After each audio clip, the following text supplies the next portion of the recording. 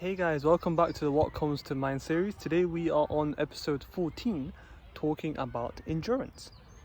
Should be interesting. Now the reason why I chose endurance is out of all of the physical dimensions, endurance is one of my favorites to learn and discuss because it's a testament of our human condition and what we're truly capable of.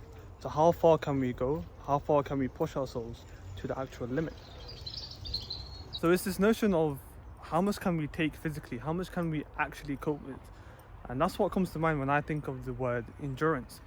But recently, scientists have been able to try and quantify the maximum level of endurance on average.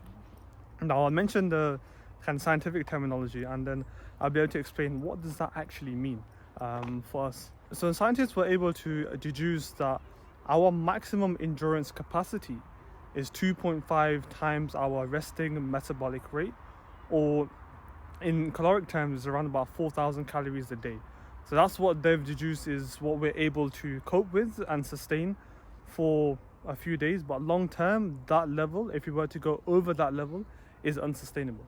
But what does resting metabolic rate actually mean? How does that benefit for us? I shall tell you now. Now, to better understand what resting metabolic rate is, I want you to imagine a car. Now, in order for that car to actually function, not move, not go anywhere, but just turn on and be idle, it still requires some fuel to actually do that. And that's what resting metabolic rate actually is. It's the minimum amount of calories we need just to, you can essentially say, turn on and function. Not exert any activities, not do anything strenuous. It's just our baseline levels, the amount of calories and food we need just to essentially turn on. Now, for somebody at my height and my weight, I need around about 1,500 calories a day just to turn on, if that makes sense.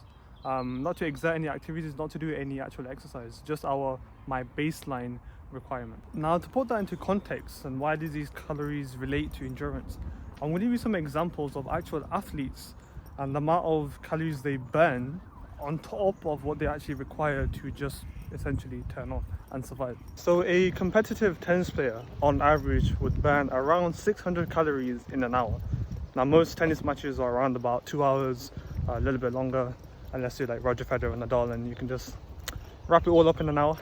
But you're looking at just over about 1,000 calories per the exertion in the sport on that day. Comparing that with a football or soccer player, they actually burn around about 300, 350 calories in 30 minutes. Again, most matches are 90 minutes. So you're looking again just over about 1,000 calories. And that's on top of whatever training they've done in that day and on top of their resting metabolic rate. Now, comparing that to, let's say, myself, if I was to do the same and utilize that resting metabolic rate of around about 1,500 calories and did some training and played a competitive, really grueling tennis match, the difference between me and an elite athlete is even though we are both hitting our maximum endurance capacity, I wouldn't be able to be at that day in, day out compared to an elite athlete. So I may be only able to cope with maybe 3 days or 4 days. And if I was to go over that endurance capacity, I would suffer a lot more than an elite athlete. So the reason that I brought up the term endurance is the whole concept of sustainability comes to mind.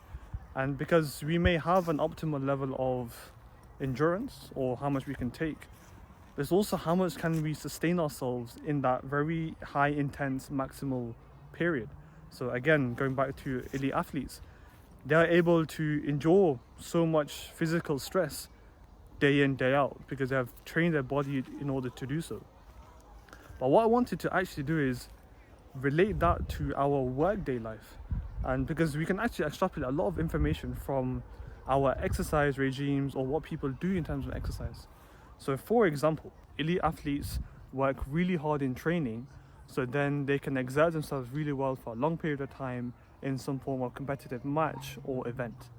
Now in our workday life we get incredibly busy, but we may not be able to sustain ourselves in that really busy period for long periods of time because we may have not trained ourselves physically and also mentally to be able to sustain a high level of endurance. And remember, endurance doesn't just mean physical endurance, even though this is a theme in that moment.